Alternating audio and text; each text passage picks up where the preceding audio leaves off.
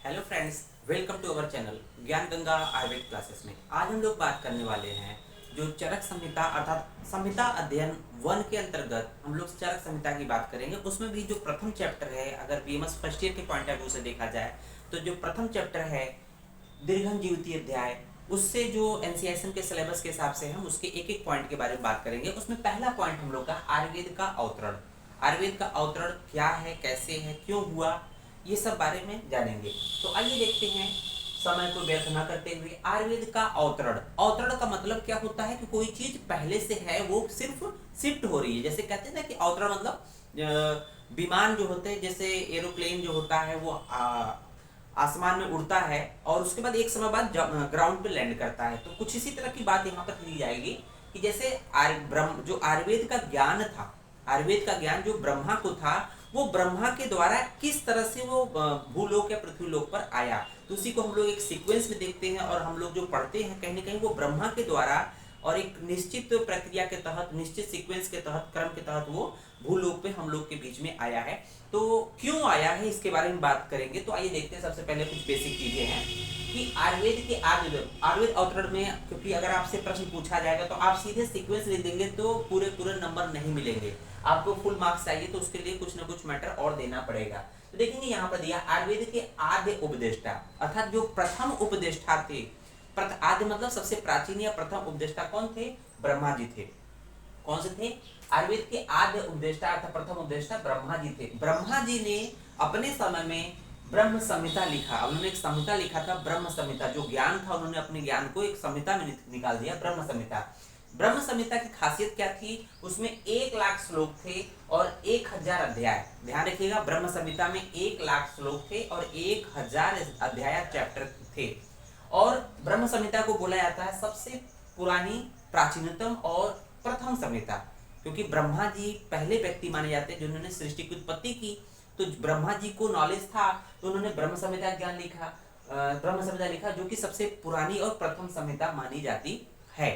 उसके बाद देखेंगे कि एक पॉइंट आता है आपके एमसीक्यू में, मल्टीपल चॉइस क्वेश्चन में पूछा जाता है कि भूलोक पर अर्थात पृथ्वी लोक पर आयुर्वेद का उपदेश करने वाले प्रथम व्यक्ति थे। 4 ऑप्शन मिल जाएगा, तो ध्यान दीजिएगा। भूलोक पर या पृथ्वी लोक पर आयुर्वेद का उपदेश करने वाले प्रथम व्यक्ति कौन थे? तो भरद्वाज ऋषि थे। भरद्वाज ऋषि थे, इनके बारे में भी बताऊंगा, जिसको हम लोग उग्र तपा भी कहते हैं। पूछा जाता है कि उग्र तपा किसको कहा जाता है, तो ये वेरी वेरी इंपॉर्टेंट है। ऐसा नहीं कि हम आप सिर्फ एक्स्ट्रा पॉइंट है, ये आपके एमसीक्यू मल्टीपल चॉइस क्वेश्चन के पॉइंट ऑफ व्यू से भी इंपॉर्टेंट है। तो भरद्वाज जी जो है भूलोक पर आयुर्वेद का उपदेश करने वाले प्रथम व्यक्ति थे। अभी इसका जिक्र आएगा क्योंकि अवतरण में इनका नाम है और इनको उग्रतपा भी कहते हैं। अब बात आती है कि हम लोग आयुर्वेद अवतरण को क्यों पढ़ रहे हैं, क्यों आवश्यकता पड़ी कि उसके अवतरण की आवश्यकता पड़ी। उससे पहले तो आवश्यकता नहीं थी, तो अचानक से क्या ऐसा हो गया, क्या ऐसा इन्वायरमेंट चेंज हो गया जिसकी वजह से आयुर्वेद को लोग याद करने लगे, या आयुर्वेद के अवतरण को या आयुर्वेद के ज्ञान को लोग सोचे कि पुनः इसको लोगों के बीच में फैलाया जाए। तो देखते हैं क्यों की बात करते हैं। तो हम लोग बात करते हैं कि जब कृत युग की बात करेंगे, कृत युग में जो मनुष्यों की आयु थी, मनुष्य या ऋषि मुनियों की जो आयु थी 400 वर्ष थी। त्रेता युग में 300 वर्ष थी आयु, द्वापर में 200 आयु थी और कलयुग में 100 वर्ष हो गई। इसका मतलब जैसे जैसे युग बदलता गया, युग आगे बढ़ता गया, कृतयुग से त्रेता, त्रेता से द्वापर, द्वापर से कलयुग, ये जो उम्र है व्यक्ति की आयु है, जो व्यक्ति अपनी आयु जीता है वो धीरे धीरे घटती गई। घटने का कारण क्या था? घटने का कारण क्या था? क्योंकि ये आयु, उस समय के जो व्यक्ति थे, जन्म सामान्य व्यक्ति, सामान्य व्यक्ति क्या करते, जो उस समय जैसे ऋषि मुनि क्या करते थे, तपस्या करते थे, उपवास रखते थे, अध्ययन करते थे, सब जो भी नॉलेज या बुक किताबें होती है उसका प्रॉपर अध्ययन करते थे, ब्रह्मचर्य का पालन करते थे और व्रत रखते थे। तो जो ये ऋषि मुनि तो ये सब फॉलो करते थे, तो उनकी आयु तो एज इट इज रही। लेकिन आम जनमानस या आम मनुष्य जो सामान्य व्यक्ति था वो इस चीज का फॉलो नहीं करते थे। ऋषि मुनि देखेंगे ठीक है, ओके का इसका मतलब इसका फॉलो करते थे, इसलिए इनकी उम्र तो ठीक थी। लेकिन जो सामान्य जनमानस व्यक्ति थे वो क्या करे, इनका पालन नहीं करने से क्या हो गया कि इनकी उम्र धीरे धीरे घटने लगी। तो क्या हुआ, और जिसकी वजह से इनमें व्याधि या रोग की उत्पत्ति होने लगे, विभिन्न व्याधियों से ग्रसित होने लगे। तो ग्रसित होने लगे तो फिर कहीं ना कहीं जो हमारे ऋषि मुनि थे वो हमसे बहुत ज्यादा नॉलेजवान होते थे, तो वो उनको चिंता हुई कि ऐसा क्या हो रहा है कि हमारे जो भक्तगण हैं उनको व्याधियां रोग से ग्रसित हो रहे हैं। तो उन्होंने एक सेमिनार सभा का आयोजन किया।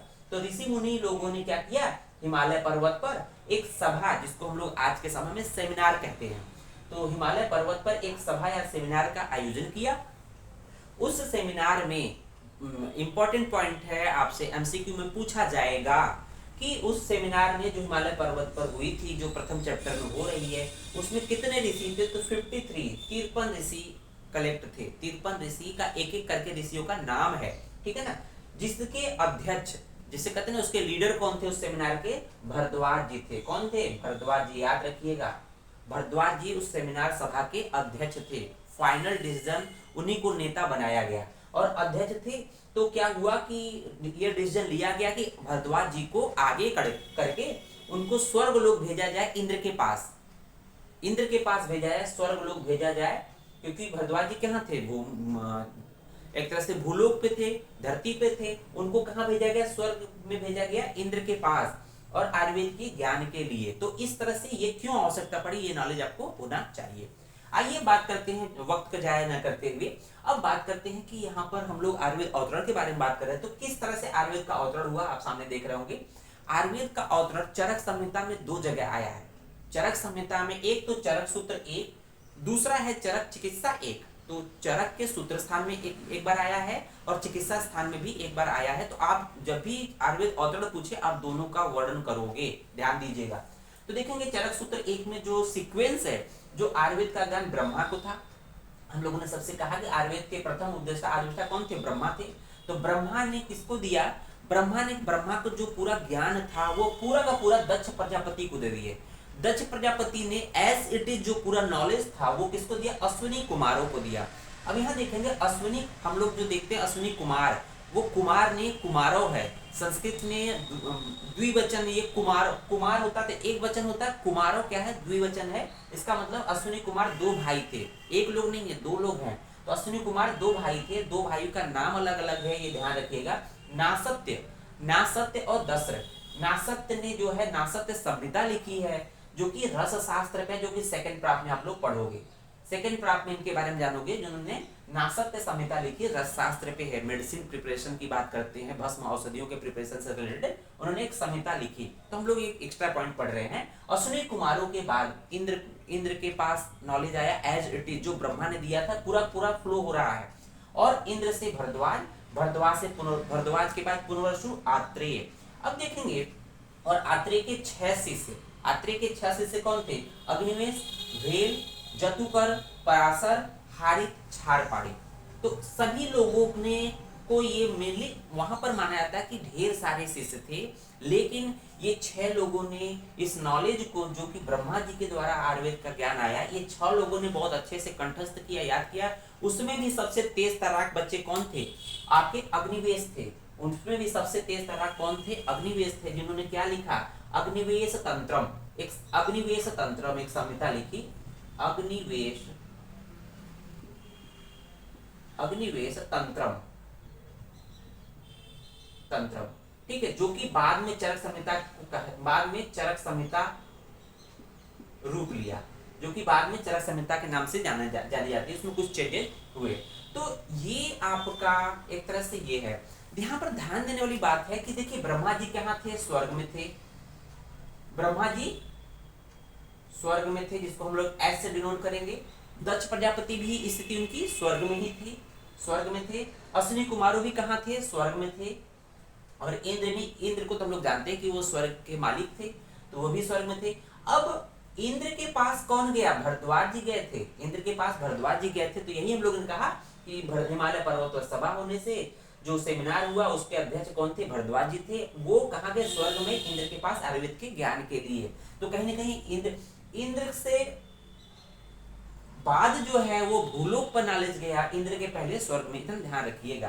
तो कुछ इस तरह से ये आपके चरक सूत्र 1 में है। उसके बाद देखेंगे चरक चिकित्सा 1 में जो सीक्वेंस है, सेम सीक्वेंस है, बशर्ते कि यहाँ पर क्या अंतर है कि भरद्वाज जी का नाम नहीं आया है।